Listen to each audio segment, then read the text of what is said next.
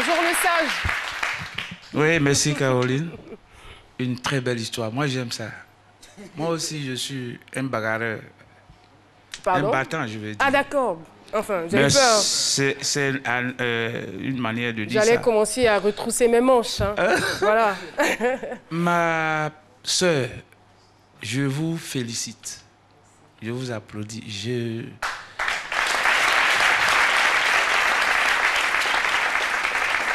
On dit chez nous, ça dit aller na kon. C'est-à-dire, quand tu vis la pauvreté, il ne faut jamais songer à te suicider parce qu'on ne sait jamais. Comment on dit ça, Yacouba? J'espère que tu as entendu.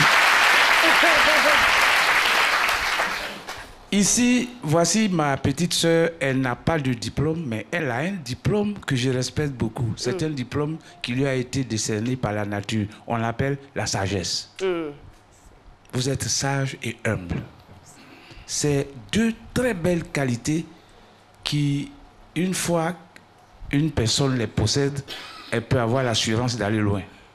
Quand on fait les études de projet, moi j'en fais les études de projet, on parle de jeunesse, de l'idée, d'études d'opportunité, d'études d'économie, d'études de sensibilité, de temps, des thèmes.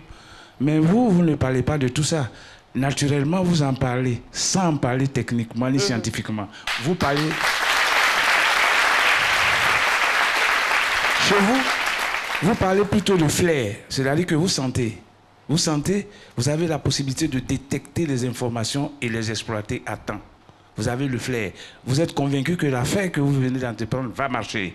Donc, ça vous encourage à être persévérante. La persévérance.